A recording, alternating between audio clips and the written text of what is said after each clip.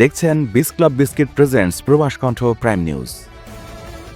মালয়েশিয়ার রাজধানী কুয়ালালামপুরের কোতারা শপিং কমপ্লেক্সের পাশে একটি বাণিজ্যিক ভবনে ঝটিকা অভিযান চালিয়ে 7 বাংলাদেশি নারীসহ মোট 24 জন বিদেশি নাগরিককে আটক করেছে দেশটির ইমিগ্রেশন বিভাগ। অপারেসি গেগার নামের এই বিশেষ অভিযানে ওই ভবনের তৃতীয় ও চতুর্থ তলায় গড়ে ওঠা একটি সুসংগঠিত পতিতাবৃত্তি চক্রের সন্ধান মেলে, যারা মূলত বিদেশি ও স্থানীয় গ্রাহকদের লক্ষ্য করে অনৈতিক ব্যবসা পরিচালনা করে আসছিল।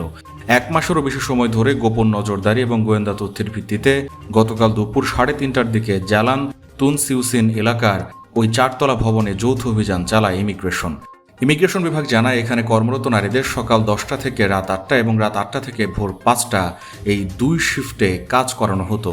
আইনশৃঙ্খলা বাহিনীর চোখ ফাঁকি দিতে চক্রটি বেশ চতুরতার আশ্রয় নিয়েছিল। তারা একটি ব্যস্ত বাস স্টেশনের কাছাকাছি এলাকাকে তাদের আস্তানা হিসেবে বেছে নেয়।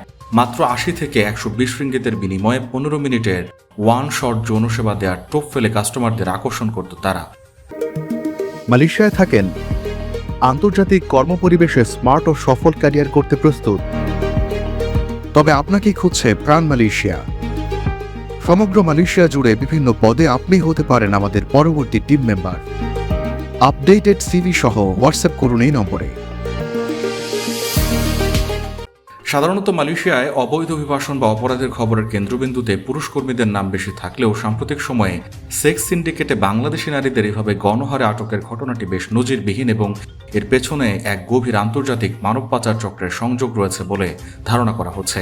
অনুসন্ধানে জানা যায়, এসব নারীরা মূলত সরাসরি এই পেশার কথা জেনে মালয়েশিয়ায় আসেননি। বাংলাদেশের প্রত্যন্ত অঞ্চল থেকে তাদের কুয়ালালামপুরের নামী বিউটি পার্লার, স্পা বা 5 স্টার হোটেলের ক্যাটারিং সার্ভিসে উচ্চ বেতনের চাকরির লোভ দেখিয়ে এবং ক্ষেত্র বিশেষে ভুয়া স্টুডেন্ট বা ট্যুরিস্ট ভিসার ফাঁদে ফেলে আনা হয়।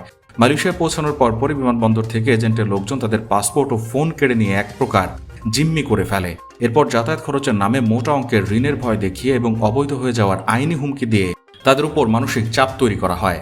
গতকালের অভিযানে আটককৃতদের মধ্যে 9 জন ইন্দোনেশিয়ান নারী, 7 জন বাংলাদেশি নারী, 5 জন বাংলাদেশি পুরুষ এবং নেপাল, ইন্দোনেশিয়া ও মিয়ানমারের 1 জন করে পুরুষ নাগরিক রয়েছেন। অধিকতর তদন্তের জন্য 2 স্থানীয় মালয়েশিয়ান এবং 3 জন বাংলাদেশি পুরুষকে সাক্ষ্য প্রদানের নোটিশ জারি করা হয়েছে। প্রবাস কণ্ঠ নিউজ ডেস্ক।